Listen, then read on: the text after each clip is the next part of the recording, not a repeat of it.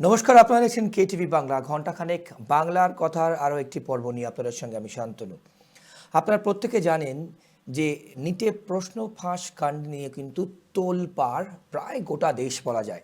কারণ ককরোচ জনতা পার্টি যেটা দিল্লি থেকে শুরু হয়েছিল সেটা কিন্তু আস্তে আস্তে কি গণ আন্দোলনের দিকে এগোচ্ছে, এটা কিন্তু খুব একটা বড় প্রশ্ন।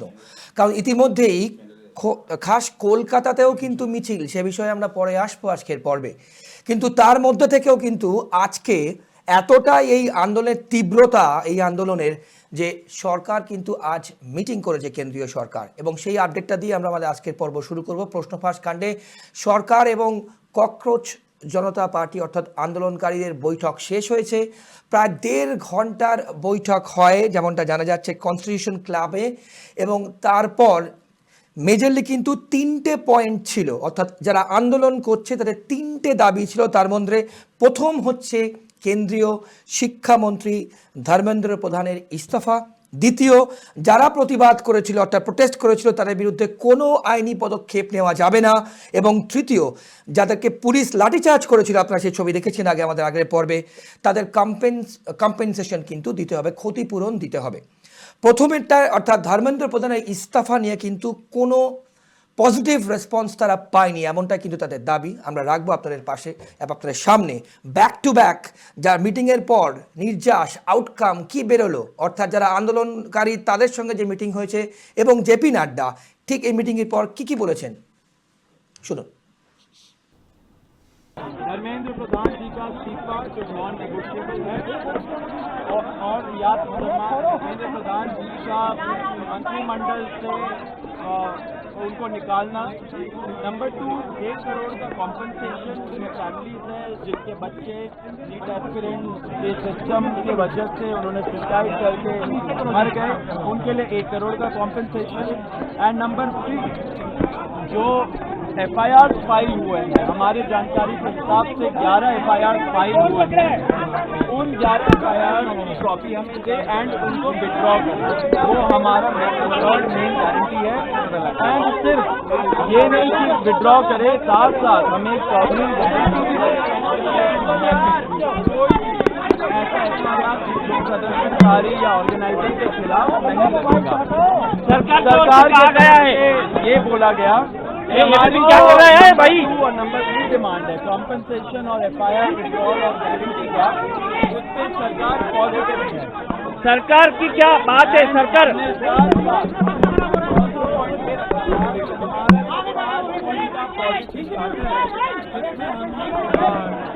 क्या है कि कानून कैसे बदलने चाहिए, संस्थान जैसे NTA कैसे बदलने चाहिए, वो सजेशन भी हम लोगों ने उनको उस लेटर में अटैच कर दिया, जिसपे सरकार ने बोला कि वो सोच विचार करेंगी। लेकिन वो बात की बात है, जो हमारी मेन डिमांड है 3, उनमें से 2 डिमांड कॉम्पनसेशन और FIR का विड्रॉल और सॉवरेन गारंटी, उस पर सरकार पॉजिटिव है।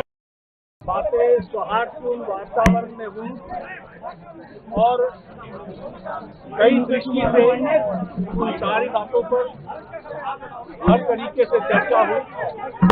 उनकी मुख्यतः 3 डिमांड थी और 5 सुधार के दृष्टि से परीक्षा में सुझाव है।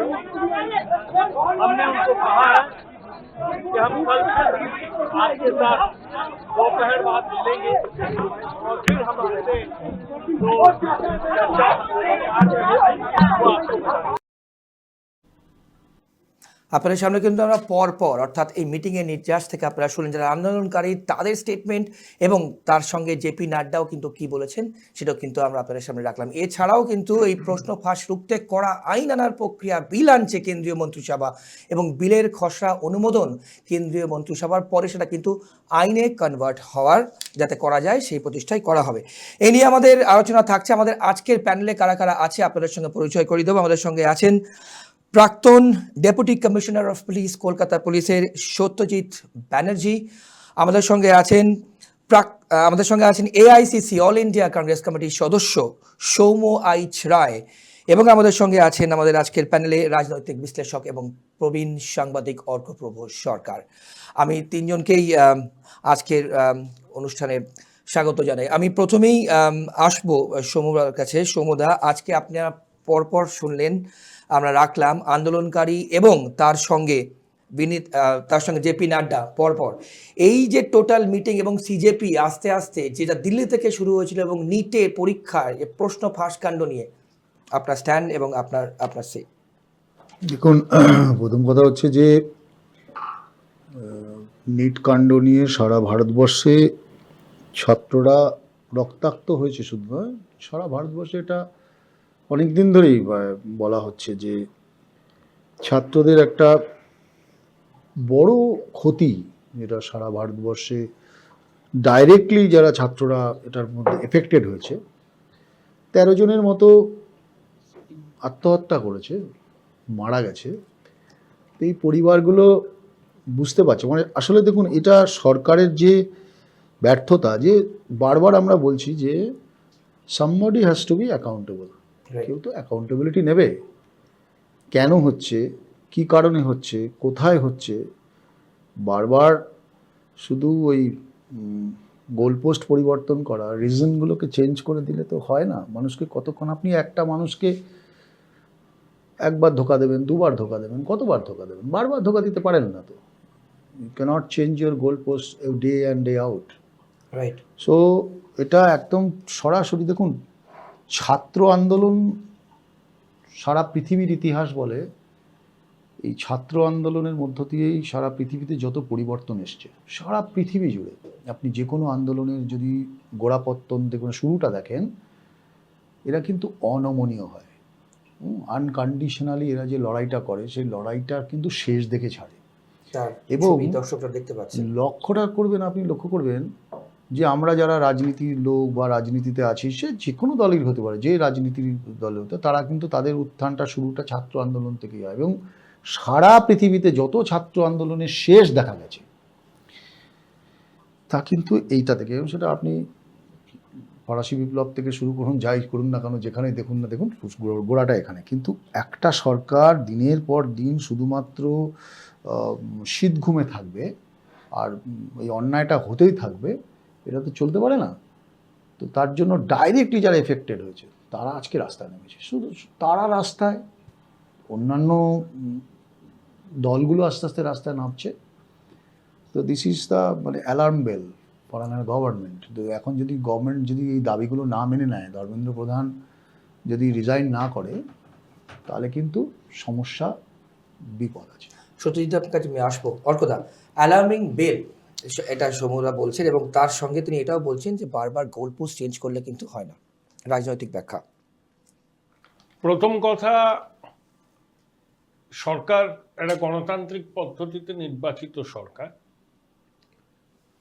আমি মনে করি না সিভিল সোসাইটির আন্দোলন বা ছাত্র আন্দোলনের সামনে তাদের সম্পূর্ণ নতি স্বীকার করতে হবে। কিন্তু একই সঙ্গে এটাও ঠিক, আলোচনার রাস্তাটা খোলা রাখতে হবে।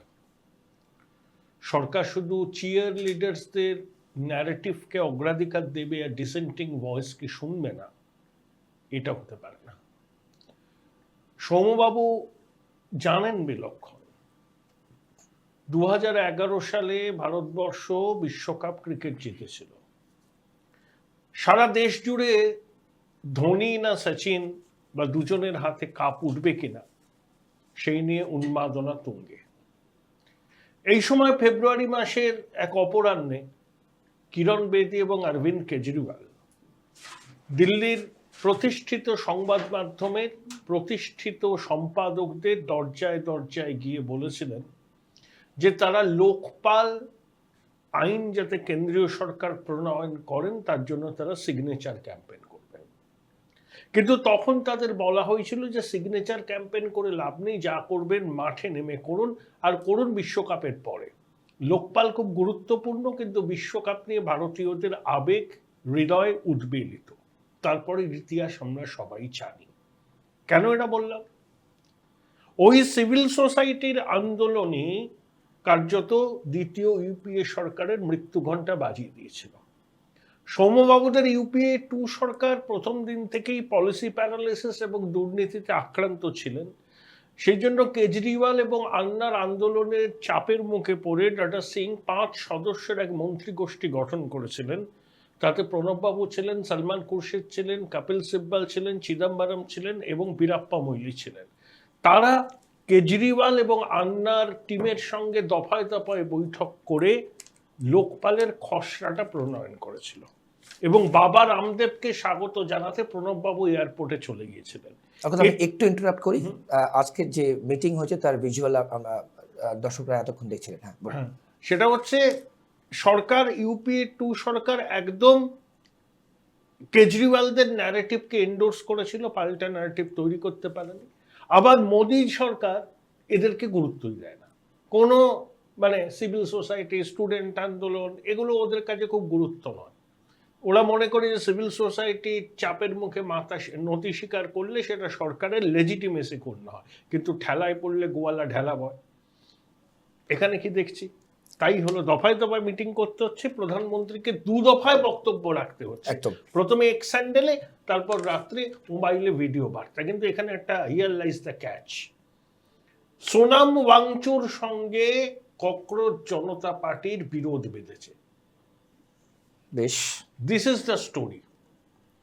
সোনাম ওয়াংচু যেটা জানিয়েছেন কেন্দ্রীয় মন্ত্রীদের, তাতে একবারের জন্য ধর্মেন্দ্র প্রধানের ইস্তফার কথা বলা হয়। আমরা শোনাবো সেটা দর্শকদের কিছুক্ষণের মধ্যে। কিন্তু ককরোচ জনতা পার্টি আজকেও আপনি দেখালেন, তাদের প্রতিনিধির বক্তব্য হচ্ছে নন নেগোশিয়েবল অ্যাবসলিউটলি, ধর্মেন্দ্র প্রধান। অ্যাবসলিউটলি। তো here lies the catch, here lies the difference.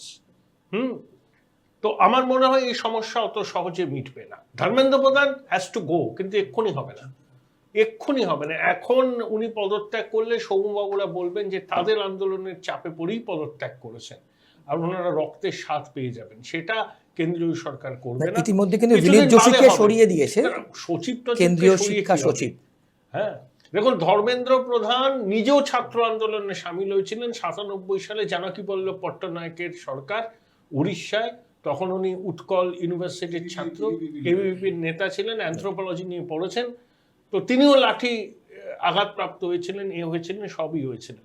এটাই হচ্ছে কি অদ্ভুত সমাপতন। তিনি আজকে শিক্ষামন্ত্রী, তার পদত্যাগের দাবিতে তার সন্তান সম ছেলেমেয়েরা পথে নেমেছে। আর একটা কথা বলে শেষ করব, সেটা হচ্ছে এর মধ্যেও কিছু খারাপ ঘটনা ঘটেছে। ধর্মেন্দ্র প্রধানের মেয়ে যে ইন্ডিয়া ইউএস বিজনেস কাউন্সিলে উচ্চ পদে চাকরি করেন, তাকে কেন সমাজ মাধ্যমে ট্রোল করা হবে? Is very unfair. এবং এই ধরনের আন্দোলন কর্মসূচির মধ্যে কিছু দুষ্কৃতী ঢোকে, তারা পুলিশকে ইট ছড়ে, পুলিশের গাড়ি জ্বালিয়ে দেয়।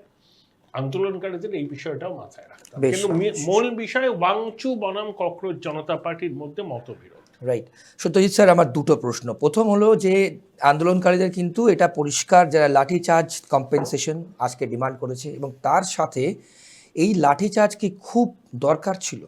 ছাত্রছাত্রীদের তাদের যা আন্দোলন, যেটা নিয়ে খুব লেজিটিমেট আন্দোলন, নিট, যারা পরীক্ষা দেবে, যারা পাশ করবে, তারা আগামী দিনে ভবিষ্যতে ডক্টর। স্যার দেখুন, একটা কথা প্রথমেই বলে দেওয়া দরকার যে এই যে নেশন ওয়াইড যে পরীক্ষাটা হলো, যেটা এন্ট্রান্স টেস্ট, যেটাতে আমাদের আগামী দিনের ডাক্তাররা আসবেন আমাদের ভারতবর্ষে, তাদের যে একটা ব্যাপক লার্জ স্কেল যে পেপার লিক এবং ইরেগুলারিটিস হয়েছে, এটার আমি প্রচণ্ডভাবে নিন্দা করি।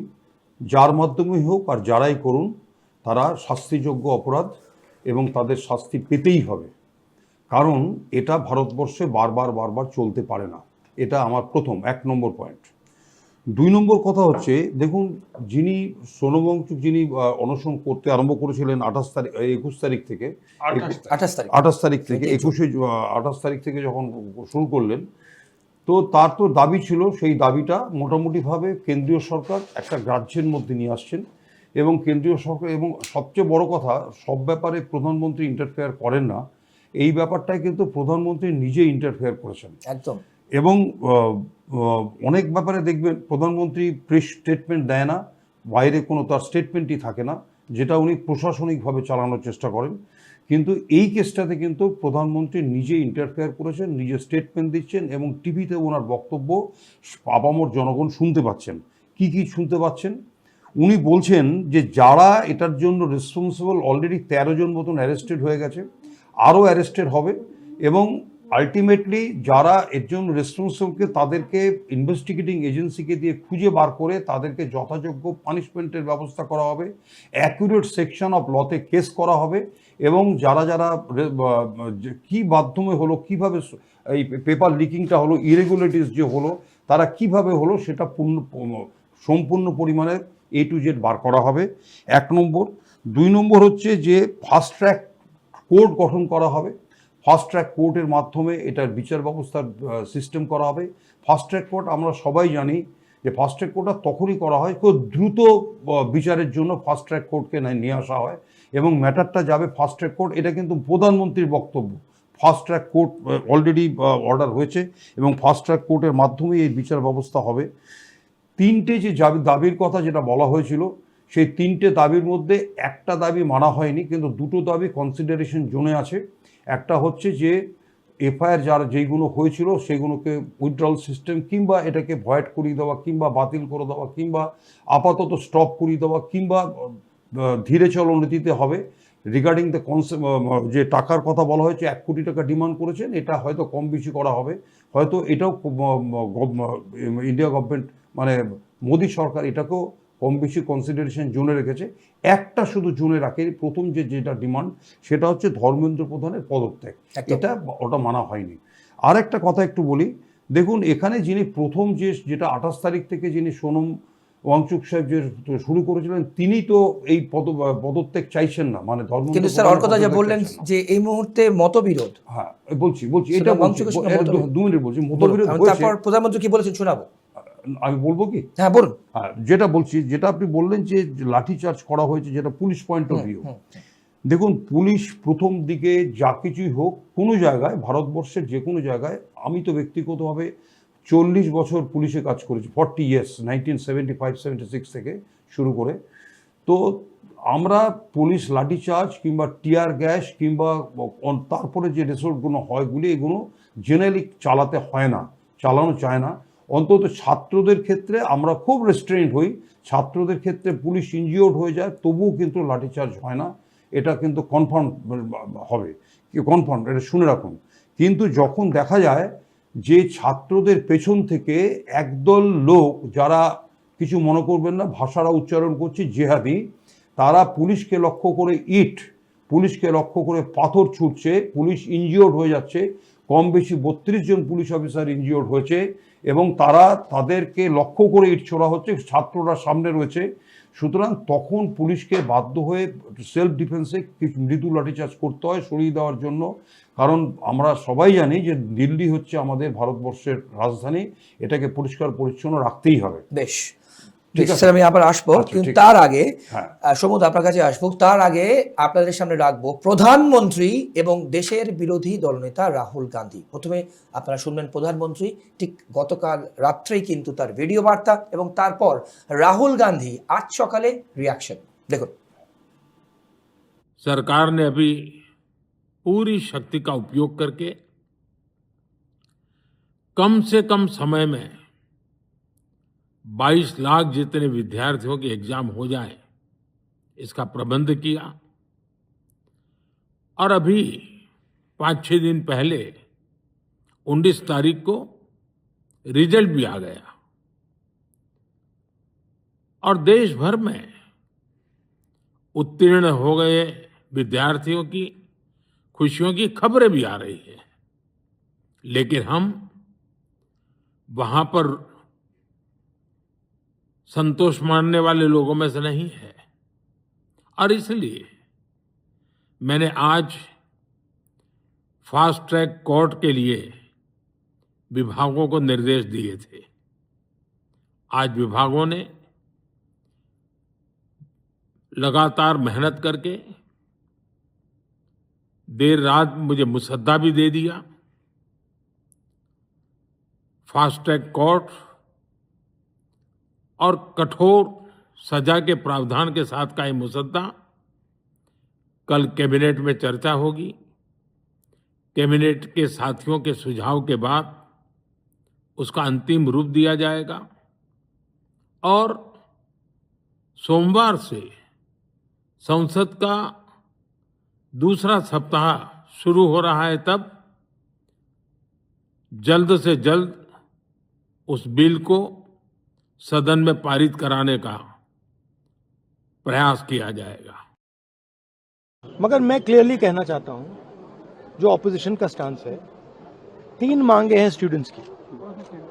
पहली मांग, corrupt education minister has to गो।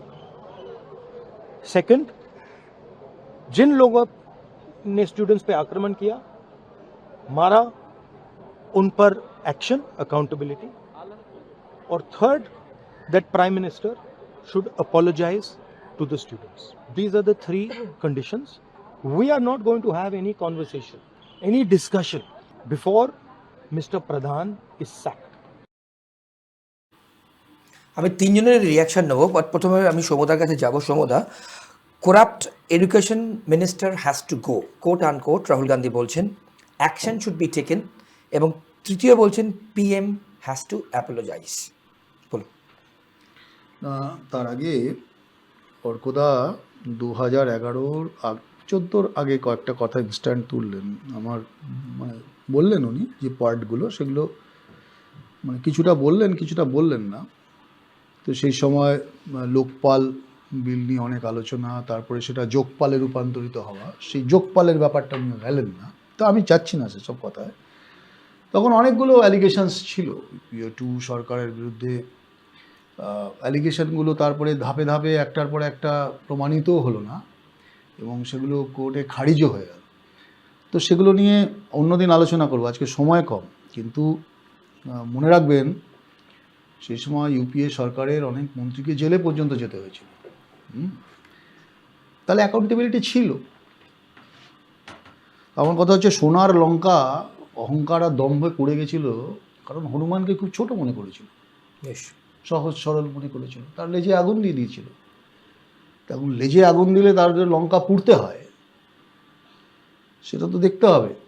এখন প্রধানমন্ত্রী নরেন্দ্র মোদী, সম্মানীয় প্রধানমন্ত্রী দেশের, উনি হঠাৎ এখন বলছেন, অ্যালার্ম বেল হয়তো বেজেছে, উনি ভাবছেন যে এখন বলা উচিত রাত্রি 12টার 1টার সময়, উনি 1টা বোধ হয়, আমি খুব যদি ভুল না করি, উনি মিডিয়া তো সামনে আসেন না, তিনি নিজে বলছেন। তখন 3টে পয়েন্ট আপনি বলুন। একটা কথা, যে হঠাৎ এই ডিমান্ডটা কেন থাকবে না, অ্যাকাউন্টেবিলিটির প্রশ্ন কেন থাকবে না?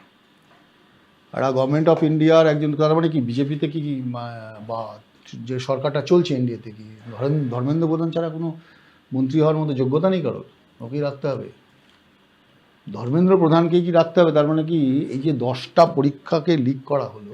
আচ্ছা আপনি বলুন, আমরা তো এখানে যারা বসে আছি সবাই, আমাদের ভিন্ন ভিন্ন মত হতে পারে, কিন্তু আমরা প্রত্যেকেই তো আমাদের ছেলে মেয়ে, স্ত্রী, সন্তান, ভাই ভাইপো ভাতিজারা আছে। কার বাড়ির সন্তান কোন ঠেকা পড়লে, কোন জায়গায় দেয়ালে পিঠ ঠেকলে তবে গিয়ে রাস্তায় দাঁড়ায়?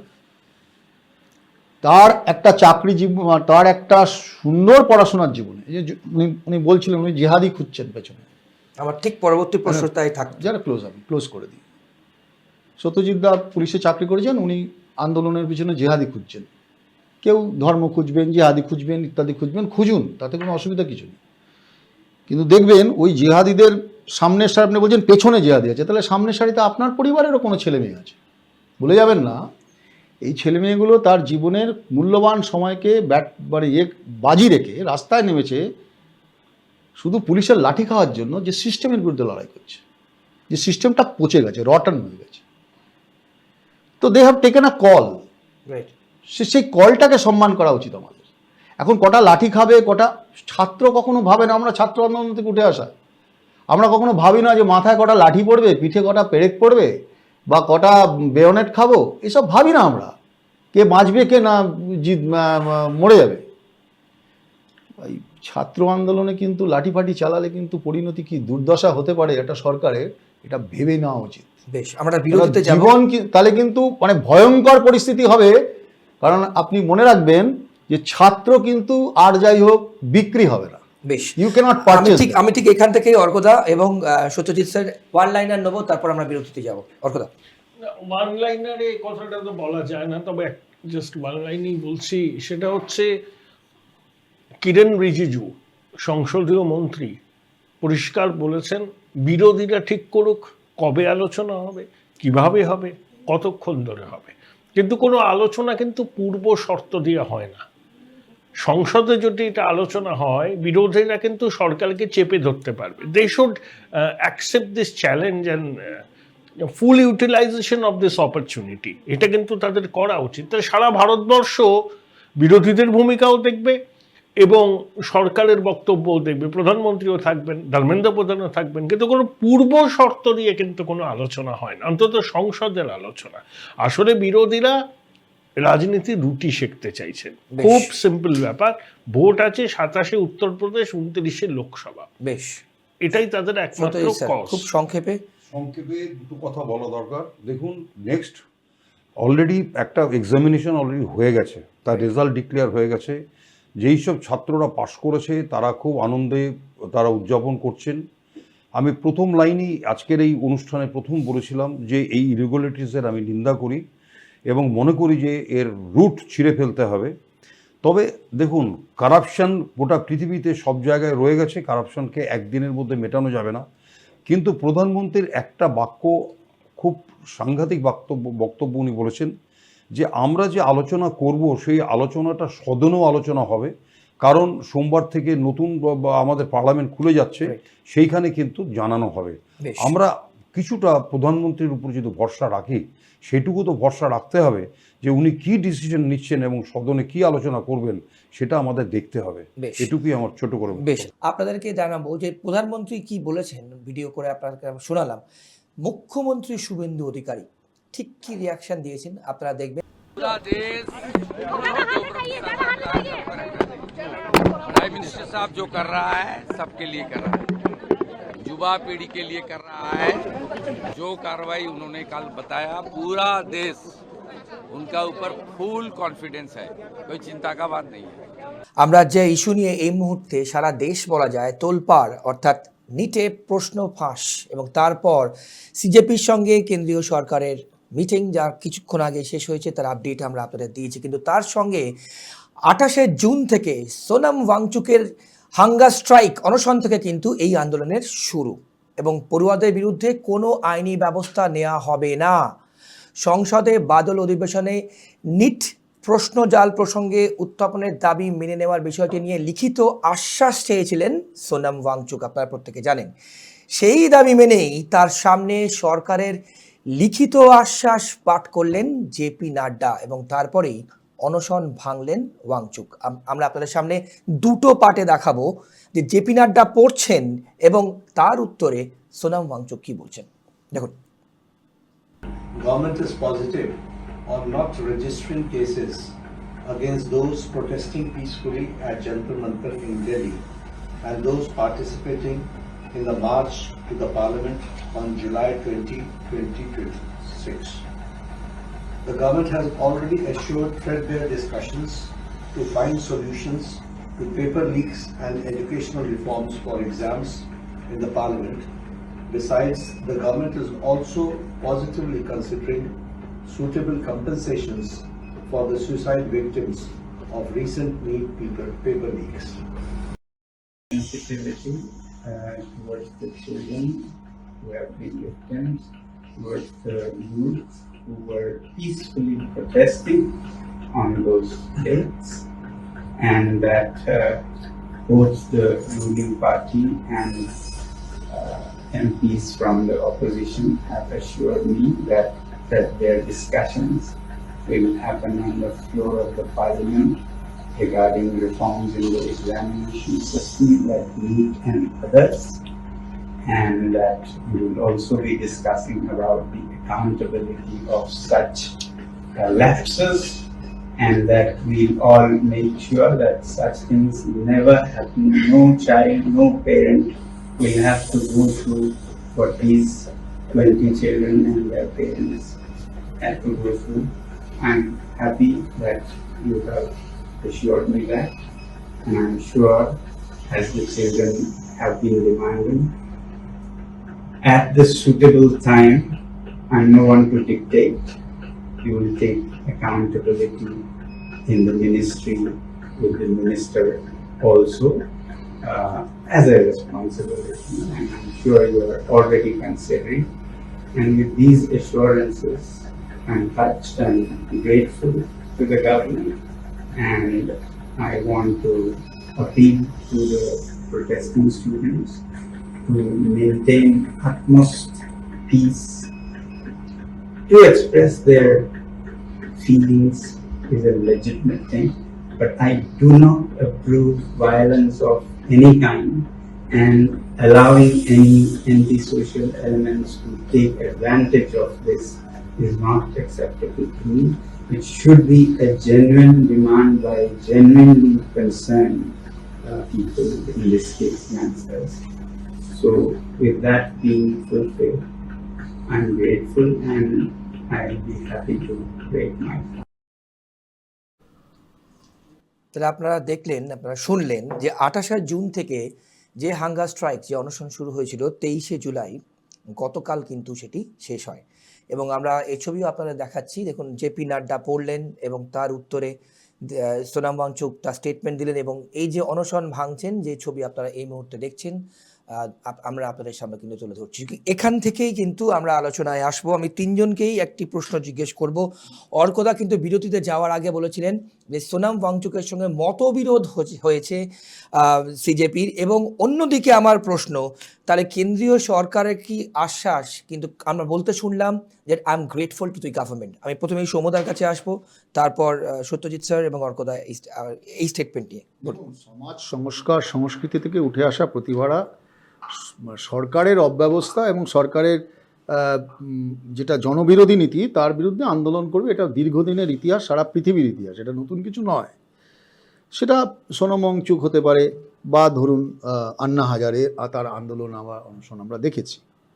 তো আমি সে বিষয়ে যাচ্ছি না, কিন্তু আপনি যদি ডিমান্ডের প্যাটার্নটা দেখেন, ডিমান্ডের প্যাটার্ন বিরোধী দলগুলো বলুন, বা সিজেপি বা ছাত্ররা বলুন, বা সোনাম ওয়াংচুক বলুন, প্যাটার্নটা যদি আপনি লক্ষ্য করে দেখেন, নাম্বার 1 বলছেন করাপ্টেড শিক্ষামন্ত্রীর পদত্যাগ, ফার্স্ট নাম্বার 1 পয়েন্ট। কিন্তু 1 নম্বরে ওটা, দ্বিতীয় তৃতীয় যেগুলো আছে, মানে ওটা ক্যাচ লাইন আপনি বলছেন? না, ক্যাচ লাইন না, ক্যাচ লাইন খুব সহজ সরল মানে একটা কথা হলো, কিন্তু ডিমান্ডটা সবার হচ্ছে ওইটাই, যে আপনি 10টা পরীক্ষাকে আপনি নাল অ্যান্ড ভয়েড করে দিয়েছেন শুধুমাত্র পেপার লিক, আপনি রক্ষা করতে পারেন। এটা নতুন নয় যে গতকাল আপনি দেখছেন এইবার পেপার লিক হয়েছে, এর আগে সংসদ উত্তাল হয়েছে, তার আগের বার একই জিনিস ঘটনা ঘটেছে, পরপর ছেলেরা মারা যাচ্ছে। তাহলে কোথাও তো একটা গন্ডগোল হচ্ছিল।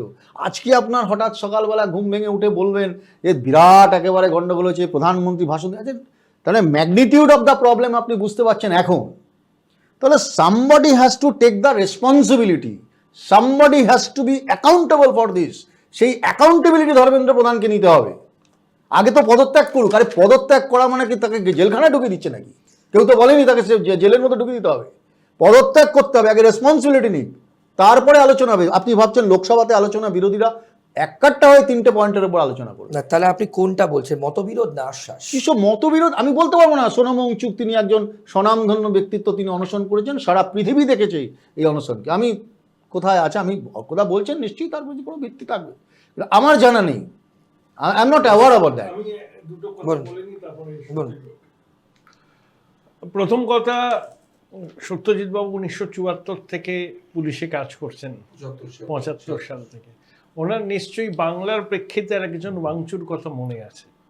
সিদ্ধার্থবাবু তার মন্ত্রিসভার সদস্যদের দুর্নীতির খতিয়ান তুলে ধরার জন্য ওয়াংচু কমিশন গঠন করেছেন, ওয়াংচু কমিশন।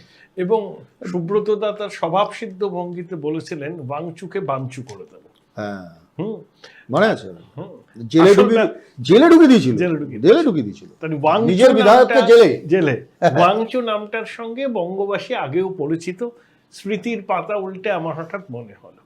2, দেখুন আমি এই সোনাম ওয়াংচুকে সিজারের পত্নীর মতো সব সন্দেহের ঊর্ধ্বে রাখতে পারছি না একদম। হ্যাঁ, কারণ বাংলাদেশের অন্তর্বর্তী সরকারের প্রধান উপদেষ্টা সুদখোর ইউনূসের সঙ্গে ওনার অন্তরঙ্গ ছবি দেখা গেছে, এবং উনি নিয়মিত যোগাযোগ রাখতেন, পাকিস্তানেও গিয়েছিলেন। এর পিছনে যে বিদেশি শক্তির হাত নেই, জর্জ সোরসের ফান্ডিং নেই, ডিপ স্টেট এর পিছনে নেই, এটা সহজে বলা যাবে না। কারণ অভিজিৎ দীপকে একটা সোশ্যাল মিডিয়া ক্যাম্পেইন করে ককরোচ জনতা পার্টি পত্তন করলো, তাও কি প্রেক্ষিতটাকে মাননীয় প্রধান বিচারপতি সূর্যকান্তের একটা মন্তব্যের প্রেক্ষিতে। তারপরে সেটা এত বড় আন্দোলনের রূপ নিল, সেটা আমরা রাস্তায় দেখতে পেলাম। এর পিছনে অনেক রহস্য আছে, কিন্তু কলকাতাতেও তার আছে 65,000 ডাক্তারি সিট, পরীক্ষা দেয় 22 লক্ষ। আমাদের গোড্ডার সাংসদ নিশিকান্ত দুবে একটা কথা বলেছেন যে, আমি একটা ছবিও দেখছিলাম, আনসুল বলে একটা ছেলে হরিয়ানার, সে 99.99% স্কোর করেছে, দ্বিতীয় হয়েছে। সে বলেছে প্রথমে যখন পরীক্ষাটা ক্যান্সেল হয়ে যায় আমিও খুব ডিজার্টেড হয়েছি, কিন্তু আমি রাস্তায় নামিনি, আমি প্রিপারেশন করেছি, বাড়তি টাইমটা কাজে লাগে। তাহলে এই ছবিটাও আছে, এই ছবিটাও আছে। এখন প্রশ্ন হচ্ছে 65,000 ডাক্তারির সিট যখন আছে, তার ভর্তিটা যেন মেধার ভিত্তিতে হয়, প্রশ্নপত্র এবং পরীক্ষা পদ্ধতি স্বচ্ছ হয়, এটা রুডিমেন্টারি দায়িত্ব। এবং দেখুন 1956 সালে লাল বাহাদুর শাস্ত্রী রেল দুর্ঘটনার প্রেক্ষিতে পদত্যাগ করেছিলেন। নীতিশ কুমার গাইশাল রেল দুর্ঘটনার দায়িত্ব নিয়ে পদত্যাগ করেছিলেন, কৃষ্ণ মেনন। আর প্রথম ইউপিএ সরকারে সুরেশ প্রভু পদত্যাগ করেননি, কালমারি। হ্যাঁ, কালমারি। তো এগুলো আছে, এগুলো হচ্ছে সংসদীয় গণতন্ত্রের ঐতিহ্য, এগুলোকে দায় স্বীকার করে লালকৃষ্ণ আদবানি পদত্যাগ করেছেন, জয়ী ঢাওয়ালা ডায়েরি। বেশ, সুতরাং স্যার দেখুন, রাজনৈতিক বিশ্লেষক এবং রাজনীতিবিদরা অন্য কথা বলবে, আমি প্রশাসনিকভাবে কয়েকটা কথা বলি। কারণ প্রশাসন আমাদের দেখতে হয়েছে, চালাতে হয়েছে। প্রধানমন্ত্রী কিন্তু এই ঘটনাটার প্রচণ্ড পরিমাণে নিন্দা করেছেন, 1 নম্বর। 2 নম্বর, কতগুলো জিনিস সেটা বার করা দরকার আছে। সেটা হচ্ছে, দেখুন, যে prevention of the examination paper leak, এই যে পেপার লিক যে এর আগেও হয়েছে, আবার হচ্ছে, তাহলে এটা তো আটকাতে তো হবে। ঘটনাটা তো নিন্দাজনক। ঘটনাটার সাথে সে রাহুল গান্ধী সাহেব বলুন কিংবা যে কেউ, ককরোচ জনতা পার্টি বলুন, যেই বলুন, ঘটনাটা কিন্তু নিন্দাযোগ্য। প্রথমে আমি বলেছি, এখনও বলছি, পেপার লিক আউট প্রচণ্ড পরিমাণে ঘৃণ্য জিনিস এবং নিন্দাযোগ্য ঘটনা। তাহলে এটাকে প্রিভেনশনে আনতে হবে, prevention of the examination paper leak, এটা নাম্বার 1। নাম্বার 2 হচ্ছে যে national responsibility for the fast track court control. এই যে ফাস্ট ট্র্যাক কোর্টে যে সাক্ষী দিতে হবে, সেখানে রেসপন্সিবিলিটি আনতে হবে সাধারণ জনগণের। আরেকটা ব্যাপার হচ্ছে যে আরেকটা কথা যে অ্যান্টি লিক লবি, যে এই যে লিক যে হচ্ছে কোশ্চেন পেপার, এটা শুধু এই পেপার নয়, অন্য পেপারে জন্য হয়, তার জন্য একটা বিল তৈরি করা, যে আইন তৈরি করা, সেই আইনের মধ্যে তাদেরকে রেসপন্সিবিলিটি ফিক্স আপ করতে হবে, লবি। আরেকটা হচ্ছে যে sweep punishment of the offenders, অর্থাৎ যারা দোষটা করছে তাদেরকে খুব সুইপ পানিশমেন্ট দিতে হবে। মানে যার জন্যই ফাস্ট ট্র্যাক কোর্টটা উনি বলেছেন অনেক ভাবনা চিন্তা করে, যে সুইপ পানিশমেন্ট। জনগণ কিন্তু এটা পানিশমেন্ট দেখতে চাইছে। আমি কিন্তু এই সৌম্যর সাথে কিংবা কারোর সাথে ওনার সাথে একটা ব্যাপারে একমত, যে এই পানিশমেন্টটা দেখতে সাধারণ জনগণ খুব কুইক রেসপন্সিবিলিটি দেখছেন। কে কবে পদত্যাগ করেছে, কি না পদত্যাগ করেছে, এটা বড় কথা নয়। বড় কথা হচ্ছে রেসপন্সিবিলিটি ফিক্স আপ করা, এবং তাদেরকে অফেন্ডার যারা করেছে তাদেরকে কনসিডারেশন জন্য নিয়ে এসে তাদেরকে পানিশমেন্ট দেওয়া, দ্রুত পানিশমেন্ট। এবং সবাই ভারতবর্ষের নজির হয়ে থাকবে যে ইয়েস, মোদী সরকার এরা দোষ করেছিল, তাদেরকে পানিশমেন্ট দিয়েছে। তবে একটা কথা বলার দরকার আছে শান্তনু, সেটা হচ্ছে, আমি আমার মত বলছি, সেটা হচ্ছে, দেখুন, 28শে জুন থেকে হচ্ছে, তারপর 3rd মে থেকে পরীক্ষাটা ক্যান্সেল করা হলো, সব কিছু হলো। আজকে 26শে জুলাই মাসের শেষের দিকে এই যে ল্যাপসেস অফ টাইম, এটা কিন্তু ডিসিশন নিতে অনেকটা লেট হয়েছে। এইটা লেট কেন্দ্রীয় সরকারের কনসিডারেশন জন্য অনেক আগে নেওয়া দরকার ছিল বলে আমার নিজস্ব ধারণা। আমি খুব ছোট পর্যায়ের অফিসার ছিলাম, আমি ওরকম বড় পর্যায়ের অফিসার ছিলাম না, ডেপুটি কমিশনার ছিলাম। কিন্তু আমার মনে হচ্ছে যে এই কোথায় জুন মাসের আর কোথায় জুলাই মাসে আমরা ডিসিশনের মধ্যে আসতে হচ্ছে, প্রধানমন্ত্রী ইন্টারফেয়ার করছে, এই যে গ্যাপ, এই গ্যাপটা কিন্তু এই যে বড় করে যে আক্রোশ যেটা পশ্চিম বাংলায় চলে এসছে অলরেডি, রাজ্যে রাজ্যে দেখা দিচ্ছে, এইটা কিন্তু হতো না যদি এটা জুন মাসের ফার্স্ট উইকের মধ্যে এই ডিসিশন কোনো নেওয়া হতো, জুন মাসের ফার্স্ট উইকের মধ্যে সাধারণ জনগণের কাছে প্রধানমন্ত্রী ভাষণ দিতেন এবং প্রিভেনশনের জন্য প্রিভেনশন বিল তৈরি করার জন্য এবং সুইফট পানিশমেন্টের অফেন্ডার্সদের পানিশমেন্ট দেওয়ার জন্য এই বক্তব্যগুলো যদি দায়ের করে তো অ্যাকশনটা নিয়ে নিতেন 10ই জুলাইয়ের মধ্যে, তাহলে কিন্তু এত বড় চর্চা হতো না। ছাত্রদের কাছে কিছু মনে করবেন না, বিরোধী দলের কাছে তাদের কাছে কোনো রকমভাবে গুটি সাজানো হতো না, যেটা এইভাবে করব ওটা ওইভাবে করব। এবং অন্যভাবে একটু যদি বলতে, জেহাদিরা পিছন থেকে পাথর কিংবা ঢিলও ছুটতে পারতো না পুলিশ অফিসারদের, ল এনফোর্সমেন্টের উপরে। সমুদা, দেখুন আবার বলছি আপনাকে যে অর্কদা বলেছেন বা স্যার বলছেন যেগুলো জর্জ সোরস, ডিপ স্টেট, অনেক কিছু বলছেন। আমি অত বুঝি না, আমি অত জানি না। আমার কাছে জর্জ সোরসকে মনে হয় যেন জেফ্রি এপস্টিনের হয়তো ঠাকুরদাদা, মানে একই রিলেটিভ মনে হয়। জানি না জর্জ সোরসকে, জেফ্রি এপস্টিনকে, কিন্তু আমি তো ভারতবর্ষের মানুষকে চিনি, এই ছেলেমেয়েগুলোকে চিনি যারা ভারতবর্ষের ছেলেমেয়ে। আমার আপনার পাশের বাড়ির ছেলেমেয়ে, তার পেছনে কে জেহাদি কে কিনা আমি তো বুঝি না, এত রাজনীতি বুঝি না। কিন্তু আমি এটা বুঝি যে যখন মাথাপিছু রোজগার কমে তখন মানুষের কি দশা হয়, মেধার পলায়ন হচ্ছে রাজ্য থেকে, এই দেশ থেকে। এটা বুঝি যে কেন বাচ্চা ছেলে মেয়েগুলোকে সমস্ত বাড়িঘরগুলো আজকে বৃদ্ধাবাসে পরিণত হচ্ছে সারা ভারতবর্ষ জুড়ে। আমি এটা বুঝি যে চাকরির কি দুর্দশা, কেন্দ্রীয় সরকারের কত চাকরি স্কুইজ হচ্ছে। আমি এটা বুঝি যে পেট্রোল ডিজেলের দাম কত কমছে বাড়ছে বা মানুষের কি দুর্দশা, এটা বুঝি অর্থনীতির অবস্থাটা, যতটুকু চেষ্টা করি। কিন্তু আমি এত বুঝি না যে জর্জ সোরসকে, জেফ্রি এপস্টিনকে। হ্যাঁ, আমার সবসময় জর্জ সোরস শুনলে আমরা জেফ্রি এপস্টিন মনে পড়ে, হয়তো দুজনের মানে রিলেটিভ হয়তো। কিন্তু আমার এটা মনে হচ্ছে এই যে জেহাদি এসব বলে এইসব জিনিসগুলোকে মিনিমাইজ করা হচ্ছে, মানে ছোট করে দেখানোর চেষ্টা করা হচ্ছে। আপনি এপি সেন্টারটা বোঝার চেষ্টা করুন না। আপনার বাড়ির একটা ছেলেকে আপনি পাঠাবেন এই আন্দোলনে? পাঠাবেন? আপনি বলুন, আপনি সবসময় আমরা বলি কি এই গন্ডগোলে যেও না, ওখানে থেও না, তুমি একটা পুলিশ কেসে পড়ে যাবে। এই ছেলেমেয়েগুলো রাস্তায় মাথায় ফেট্টি বেঁধে বেরিয়ে পড়েছে কেন? ঠিক আপনি লক্ষ্য করে দেখুন, দর্শকরা দেখতে আপনি লক্ষ্য করে দেখুন যে ঠিক মানে যখন কৃষক আন্দোলন হচ্ছিল ঠিক এইভাবেই কৃষকদেরকে অপমান করার চেষ্টা করেছে। দিল্লি কেন আসবে? ওদের পেছনে জিহাদিরা রয়েছে, আর ওদের পেছনে বোধহয় পাকিস্তান আছে, ওদের পেছনে জর্জ সোরস আছে, ডিপ স্টেট আছে, ওদের পেছনে এই আছে, সরকারকে উৎখাত করতে চায়। তাহলে ওরা কোথায় যাবে? দিল্লি যাবে না, থেকে লাহোরে যাবে না রাওয়ালপিন্ডিতে যাবে? তাহলে গভর্নমেন্ট অ্যাকাউন্টেবল হবে না, দেশের লোকের কাছে অ্যাকাউন্টেবল হবে না।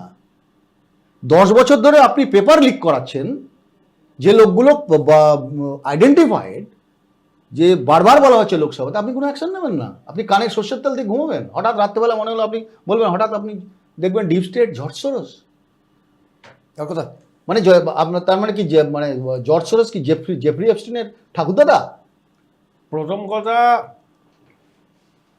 মোদী সরকার ঘুমটা যদি আগে ভাঙতো তাহলে এত কাণ্ড কারখানাও ঘটতো না। তাহলে অনেক ডিলে হয়ে গেছে বলছেন। প্রধানমন্ত্রী বিষয়টার গুরুত্ব বুঝেছেন। ওই যে বললাম, ছাত্র আন্দোলন বা সিভিল সোসাইটির আন্দোলনকে এরা গুরুত্ব দেয় না।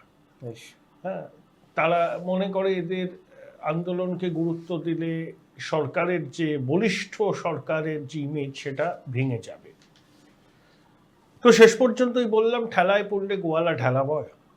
সামনে ভোট আছে, ইউপিতে আছে, লোকসভায় আছে। দেখুন, 3টে কৃষি আইন কিন্তু প্রত্যাহার করেছিল মোদিজির সরকার, কারণ কৃষক ভোট ব্যাংকে অক্ষুণ্ণ রাখার দায় ছিল। এই মিছিল থেকেও কিন্তু স্লোগান উঠেছে, ভারত তেরে টুকরে হোঙ্গে ইনশাআল্লাহ ইনশাআল্লাহ, 370কে আবার ফিরিয়ে আনা। তো এ ব্যাপারগুলোও আছে। একেবারে ভারত বিরোধী শক্তি নেই, বিচ্ছিন্নতাবাদী শক্তি নেই, এর পিছনে এটা আমি মানি না। কিন্তু যাদেরকে আমরা সামনে দেখছি তারা কিন্তু নয়। এই যে বললাম, আন্দোলনের রাশ বাচ্চাদের হাতে থাকে না সবসময়, পিছনের লোক ঢুকে যায়, দুষ্কৃতীরা ঢোকে, সন্ত্রাসবাদীরা ঢোকে, এই সুযোগে গায়ের ঝাল মিটিয়ে নেয়। এরা পুলিশকে আক্রমণ করেছে কেউ বলছে না, কেউ বলছে না। এ তো আমাদের বাড়ির ছেলে মেয়ে, কি উজ্জ্বল ছেলে মেয়ে। এরা করেছে, কিন্তু আড়াল থেকে সেটা সোনাম ওয়াংচুও কিন্তু উদ্বিগ্ন যে এই আন্দোলনে যেন দুষ্কৃতীরা না ঢুকতে পারে। সেখানে আপনি বিরোধ বলছেন তার সঙ্গে না না, সিজেপির অন্য এই যে বলা হচ্ছে না যে ডিপ স্টেট ঢুকেছে, ঢুকেছে, ভারত বিরোধী শক্তি, এই আন্দোলনকারীরা তো সংঘবদ্ধ না, তো রাজনীতি করেনি, ভিড় হয়েছে, তার মধ্যে ঢুকে পড়েছে, পুলিশকে ইট ছুটছে, কিছু নামজাদা দুষ্কৃতী আর এরা আড়ালে কিছু সন্ত্রাসবাদী, এরা সবসময় থাকে। তবে মোদিজি যখন হস্তক্ষেপ করেছেন বিষয়টার একটা নির্ণয় হবে। তবে ধর্মেন্দ্র প্রধান, his days are getting numbered in central ministry, he will step down, but not now, after 2-3 months যখন এই সিচুয়েশনটা প্রেসিপিটেট করে যাবে। বেশ, আমরা কলকাতার ছবি দেখাবো। আজকে কলকাতা মিছিল হয়েছে, স্যার বলে নিন, বলুন। ধর্মেন্দ্র প্রধান should step down in 2-3 months. ঠিক আছে, এই ব্যাপারটা আমি রাজনীতি খুব একটা জানিও বুঝি না, তবে এই 2-3টে কথা বলা আছে। এই যে অ্যাজিটেশন যেগুলো দেখাচ্ছেন কিংবা দেখছে সাধারণ না দেখছেন, বলছি এগুলো সব হচ্ছে দু রকমের আনলফুল অ্যাসেম্বলি হয়, একটা হচ্ছে অর্গানাইজড, একটা হচ্ছে আনঅর্গানাইজড। এই যে আনঅর্গানাইজড যদি হয় তাদেরকে কন্ট্রোল করা খুব কষ্ট হয়, যেটা দিল্লিতে হচ্ছে। এইটা কিন্তু বর্তমান পশ্চিমবঙ্গের সরকার বুঝতে পেরেছেন যে এই যে অ্যানসেম্বল হচ্ছে, কিংবা যেটা আগামী 2-1 দিনের মধ্যে কলকাতার মধ্যে এই বড় মিছিল, আজকেই বড় একটা মিছিল আছে শিয়ালদা থেকে স্প্ল্যানেড পর্যন্ত, ছবি দেখাচ্ছি, হ্যাঁ দেখাচ্ছেন, দেখুন। তো এই ব্যাপারটা, হ্যাঁ জাতীয় পতাকা, তাদের অর্থাৎ বামফ্রন্টের যারা এটা করছেন, যারা রয়েছে মোটামুটি সব ককরোচ জনতা পার্টির সাথে বামফ্রন্টও যোগ দিয়েছে, বামফ্রন্টের ছাত্র সংস্থা, তারা করছে। কিন্তু এটাকে কন্ট্রোল রাখার জন্য পশ্চিমবঙ্গ সরকারের মুখ্যমন্ত্রী যাবতীয় একটা ব্যবস্থা নিয়েছে। এটা তাদেরকে বলেই দেওয়া হয়েছে যে আপনারা আপনাদের আন্দোলন করুন, এই বিষয়ে কোনো আমরা বাধা দেব না, কিন্তু আন্দোলনের মধ্যে আমাদের কাছে মাথায় রাখতে হবে যে দেশ হচ্ছে প্রথম, আমাদের দেশ হচ্ছে সর্বাগ্রে, এটা মাথায় রাখতে হবে। এখানে পলিটিক্যাল ওপিনিয়ন, যা কিছু ওপিনিয়ন সব কিছু থাকবে, দেশের এগেনস্টে গিয়ে যদি কেউ কিছু করে তার এগেনস্টে অ্যাকশনও নেওয়া হবে। কোনো রাষ্ট্রবিরোধী স্লোগান, রাষ্ট্রবিরোধী কাজ তো বরদাস্ত হবে না, এটা সবাই এগ্রি করবে। সৌম্যবাবু, সত্যজিৎ বাবু এগ্রি করবেন। প্রতিবাদ সচেতনতার ভাষা, কেন প্রতিবাদ করবেন? সেটাই বলতে হবে। গণতান্ত্রিক কাঠামোয় প্রতিবাদ চলবে, প্রতিবাদ করুন, কিন্তু রাষ্ট্রবিরোধী কাজ চলবে, ওটা চলবে না। ভারত থেকে টুকরে হোঙ্গে ইনশাআল্লাহ ইনশাআল্লাহ ওসব চলবে। আগে প্রথম হচ্ছে ভারতবর্ষ, দেশ, yes, nation first, nation first. দেখুন, আমি তো আবার বলছি যে পাটনাতেও আন্দোলন হচ্ছে, মুম্বাইতে হচ্ছে, সব জায়গায় স্প্রেড করছে, কারণ এটা তাই হয়, মানে ক্যাসকেডিং এফেক্ট বলে আমরা, যে একটা জায়গা থেকে শুরু হয় তারপরে সেটাকে ছড়িয়ে পড়ে। আর যেটা আমি সবার সাথেই একমত যে গণতান্ত্রিক পদ্ধতিতে আন্দোলন সবসময় হওয়া উচিত, কিন্তু আন্দোলন যখন বাচ্চারা ছেলেমেয়েরা করে, তো কিছু এলিমেন্টস তো সবার না, আমরাও যখন আন্দোলন করছি দেখেছি কিছু এলিমেন্ট থাকে, ধরুন বা আমরা সত্যজিৎ বাবুরা আছেন, অর্কদারা আছেন, দীর্ঘদিনের সাংবাদিক, আমরা দেখেছি, আমরা এই ধরুন গোপালনগরের মোড়ে আমরা মিটিং মিছিল করছি, একটা 2-4টে চকলেট বোম মেরে দিল, আমরা তো সে সময় পুলিশের সঙ্গে আমাদের সংঘাত হতো, আমরা মার খেয়েছি, দীর্ঘদিনের সব এগুলো হয়। কিন্তু আমার কথা হচ্ছে যে এমন নয় যে সমস্ত জায়গায় মিনিমাইজ করে দেখানো। আমি বলছি যে it is better to talk with them, জেনারোসিটিতে কথা বলা উচিত, নাহলে কিন্তু বিপদ, নাহলে কিন্তু ভয়ঙ্কর, আপনি কন্ট্রোল করতে পারবেন না এরপরে। মানে এই যে বিষয়টা তখন আর কন্ট্রোল করা যাবে না। মানে আজকেই দেখুন আমরা কীরকম এফেক্টটা আসছে, কলকাতায় জিনিসটা ছিল না, কলকাতা তখন আস্তে আস্তে আস্তে আস্তে করছে। এবং কালকে যদি কলকাতাতে আপনি বিষয়টার মধ্যে ঢুকে পড়েন, মানে ওর সাধারণ মানুষ এর মধ্যে ইনভলভ হয়ে যাবে, তখন আপনি যে পুলিশ বলেন, স্টেট কখনো, রাষ্ট্র কখনো একটা বাউন্ডারি নয়, এটা রাষ্ট্র কখনো একটা মানচিত্র হতে পারে না, রাষ্ট্র তো একটা মনেরও চিত্র। আপনি সবসময় পুলিশ প্রশাসন, লাঠি বলি বন্দুক দিয়ে আপনি রাষ্ট্র কন্ট্রোল করতে পারবেন? আপনি বোঝাতে পারবেন মানুষকে? আপনি ছাত্রদের বোঝাতে পারবেন মানুষকে? কালকে যদি হুড়ুড় করে ছাত্ররা রাস্তায় নামে, মানুষ যদি রাস্তায় নামে, কটা পুলিশ আছে মশাই আপনার? কত বুলেট আছে আপনার? ব্রিটিশ পারেনি, আর আপনি আপনার রাষ্ট্র দিয়ে কন্ট্রোল করে নেবেন? আমাদের সময় একদম শেষ। দর্শকদের জানিয়ে রাখবো, আগামীকালও কিন্তু আবার মিটিং কেন্দ্রীয় সরকারের সঙ্গে আন্দোলনকারীদের, আপডেটটা দিয়ে রাখলাম। স্যার আমাদের সময় একদম শেষ, সংক্ষেপে বলুন। একটা লাইন বলি শুধু, যেটা সভ্য বলেছে ঠিকই বলেছে, তবে আরেকটা কথা এই বিষয়ে বলা দরকার বলে আমার মনে হয়। এই যে কোশ্চেন পেপার লিক হচ্ছে যে কোনো পরীক্ষার, এটা কিন্তু আগামী দিনে পশ্চিমবঙ্গে যেন না হয়, সেটাও আমার মনে হয় এই যে বার্তাটা পৌঁছলো পশ্চিমবঙ্গের উপরে, যে পেপার লিক হলে সাধারণভাবে রেজিস্ট্যান্স আসবে, স্টুডেন্টরা ঝাঁপিয়ে পড়বে, সাধারণ মানুষ সেটা পছন্দ করছে না, এটাকেও কিন্তু রাজ্য সরকারগুলোকে মাথায় রাখতে হবে। এখানে আগামী paper- দিনের যে পরীক্ষাগুলো হবে এখানে paper সেই leak পরীক্ষা হয় না, যেন- চাকরিটাই leak হয়। না, পরীক্ষা যেন লিক, কোশ্চেন পেপার যেন পেপারটা লিক leak না হবে, হয় চাকরিটাই এবং leak হবে। অন্যান্য কিছু না হয়, চাকরিটাই সেটার বিক্রি হয়ে জন্য যাবে। সার্বিকভাবে করবে। আমার মনে হচ্ছে এই গভর্নমেন্ট চাকরি বিক্রির মধ্যে যাবে না, হ্যাঁ, সেটাই। এবং আমার মনে হয় যে পেপার লিকটাকেও প্রিভেনশনের জন্য দেখে করা উচিত। সার্বিকভাবে একটা শিক্ষা ওনারা নেওয়া উপর উচিত, থেকে পেলেন, অবশ্যই। সেটাকেই আগামী দিনে রাখবে। বেশ, সৌম্যদা, সত্যজিৎদা, অর্কদা, আপনাদের তিনজনকেই অনেক ধন্যবাদ আমাদের আজকের প্যানেলে থাকার জন্য। এবং আমরা কিন্তু এই মুহূর্তে সিজেপির সাথে যা যা হচ্ছে, সিজেপি যা যা করছে, এবং সেই আজ কিন্তু কলকাতাতেও আমরা সেই ছবি তুলে ধরলাম। এই নিয়ে আপনাদের কি মতামত, আপনারা কি ভাবছেন, আমাদের সোশ্যাল মিডিয়া পেজে জানান।